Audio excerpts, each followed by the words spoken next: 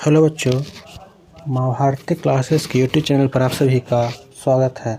मैं रवि कुमार आज की इस वीडियो में 10th क्लास के जो ज्योग्राफी था उसका चैप्टर 1 भारत संसाधन उपयोग उसी का इकाई खा को देखेंगे, जिसका शीर्षक था जल संसाधन। चलिए देखते हैं आज का पहला क्वेश्चन। लिखा गया है पृथ्वी की सतह भाग कितना जल है, तो बोला जाएगा 3/4। मतलब पृथ्वी पर 3/4 जल पाया जाता है, परसेंट में 75%। अगला क्वेश्चन, कुल जल का कितना प्रतिशत भाग महासागरों में निहित है, तो 96.5 मतलब 96.5% जल है जो महासागर में पाया जाता है।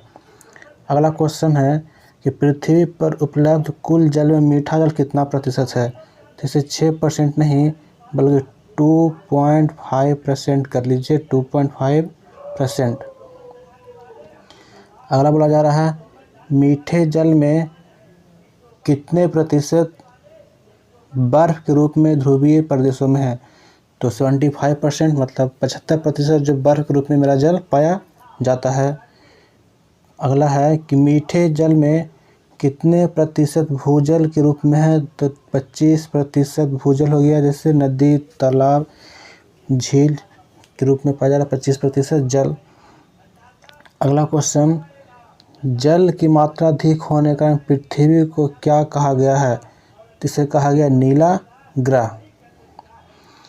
जल संग्रह का सबसे बड़ा केंद्र क्या है, तो बोला जाएगा महासागर। इसी कारण महासागर को जलधि भी कहा जाता है। अगला क्वेश्चन, उत्तरी बिहार में भयंकर बाढ़ कब आया, तो आंसर 2008। किस नदी के कारण, कोसी नदी के कारण। इसे कहा जाता है कि सबसे अधिक मार्ग देने वाली नदी कोसी नदी। अगला क्वेश्चन, जल कैसा संसाधन है, तो बोला जाएगा जल एक प्राकृतिक संसाधन है, साथ में साथ नवीकरणीय है। नवीकरणीय अर्थात उपयोग कर लेने के बाद दोबारा इसकी प्राप्ति हो जाती है, इसलिए कहा जाता है नवीकरणीय संसाधन। अगला क्वेश्चन, जल गोलार्ध किसे कहा जाता है, तो हम लोग जानते हैं कि जो पृथ्वी का दक्षिणी गोलार्ध है उससे जल गोलार्ध कहा जाता है। अगला क्वेश्चन, पृथ्वी का असल गोलार्ध तो उत्तरी गोलार्ध को कहा जाता है। अगला क्वेश्चन देखा जाए तो लिखा है कि जल भंडारण की क्षमता सबसे ज़्यादा कौन सी नदी में है, तो बोला जाएगा ताप्ती नदी। नेक्स्ट क्वेश्चन, प्राणियों में कितना प्रतिशत जल होता है, तो 65% प्राणियों में जल होता है। यदि पेड़ पौधा में बात की जाए तो लगभग 80% के आसपास पेड़ पौधा में जल पाया जाता है।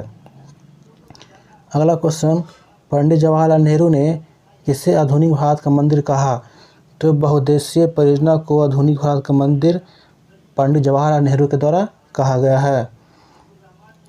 अगला क्वेश्चन, भारत की पहली बहुउद्देशीय परियोजना किस नदी पर विकसित की गई थी, इसका आंसर हो जाएगा दामोदर नदी। और पूछा जाए कि दामोदर नदी किन दो राज्यों के बीच, जो दामोदर नदी घाटी है किन दो राज्यों के बीच है, तो उसका आंसर झारखंड और पश्चिम बंगाल हो जाएगा। अगला क्वेश्चन, भाखड़ा नागल परियोजना किस नदी पर है, तो सतलुज नदी पर। अगला क्वेश्चन पूछा जाए हीराकुंड परियोजना किस नदी पर है, तो महानदी। हीराकुंड महानदी। राज्य पूछा जाए तो उड़ीसा। सबसे लंबा बांध हीराकुंड बांध 4801 मीटर इसकी लंबाई है। और सतलुज नदी जो है भाखड़ा बांध किस राज्य में, तो पंजाब में। अगला है नर्मदा बचाओ आंदोलन किस बांध के निर्माण के विरोध में गुजरात में चलाया गया था, तो वहाँ पर सरदार सरोवर बांध बन रहा था, इसी के विरोध में वहाँ पर चलाया गया था, क्योंकि वहाँ से बहुत सी आबादी को विस्थापित करना पड़ा था, इसलिए नदी पूछा जाए नर्मदा नदी पर, और राज्य पूछा जाए तो गुजरात। नेक्स्ट क्वेश्चन, भारत में कुल विद्युत का लगभग कितना प्रतिशत जल विद्युत से प्राप्त होता है, तो इसका आंसर हो जाएगा 22% जो बिजली है वो पानी से बनाया जाता है। नेक्स्ट क्वेश्चन, बिहार एवं पश्चिम बंगाल के कुछ भागों में जल अतिदोहन से किस तत्व का संकेंद्रण बढ़ा है। तो बिहार और पश्चिम बंगाल के इलाके में जल में आर्सेनिक की मात्रा काफ़ी ज़्यादा पाई जा रही है। लेकिन कुछ वर्तमान न्यूज़ के अनुसार बिहार के जल में यूरेनियम की मात्रा पाई गई है। अगला क्वेश्चन, राजस्थान और महाराष्ट्र में जल अतिदोहन से संकेंद्रण बढ़ा है, तो उसका किस तत्व हो जाएगा? फ्लोराइड के कारण। ये फ्लोराइड बहुत ही खतरनाक तत्व होता है क्योंकि ये शरीर में हड्डी को कमज़ोर करने का काम करता है। विश्व की सर्वाधिक वर्षा कहाँ होती है? तो मासिनराम मेघालय सर्वाधिक वर्षा के लिए बहुत ज़्यादा फेमस है। अगला क्वेश्चन है, देश की पहली राष्ट्रीय जल नीति कब लागू की गई? देश की पहली राष्ट्रीय जल नीति कब लागू की गई? तो 1987 ईस्वी। अगला क्वेश्चन, देश की दूसरी राष्ट्रीय जल नीति 2002। अगला है कि वेटलैंड क्या है? तो ये एक आर्द्रभूमि का रूप होता है जहाँ विभिन्न प्रकार के पेड़ पौधे होते हैं, लेकिन एक कंडीशन है कि लगभग 8 महीने लगातार पानी होना चाहिए, तभी उसको वेटलैंड की मान्यता दी जाती है। अगला है लिफ्ट सिंचाई क्या है?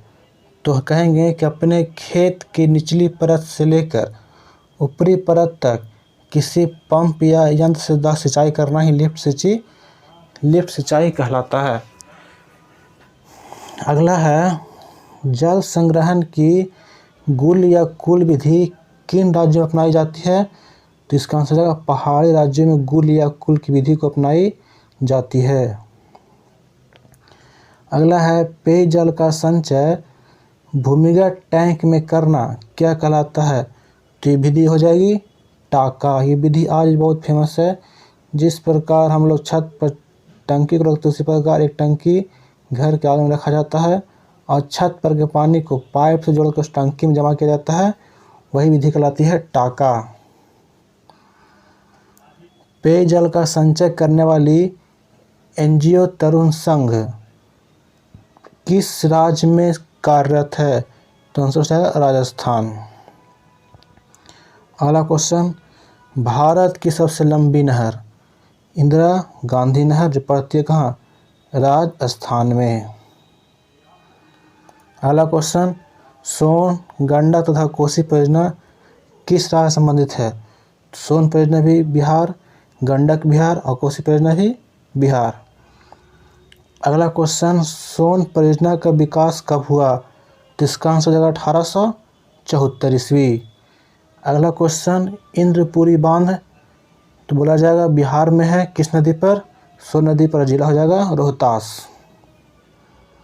नेक्स्ट क्वेश्चन, बिहार के चावल का कटोरा के नाम से जाना जाता है? तो बिहार के चावल कटोरा रोहतास, जिला रोहतास हो जाता है।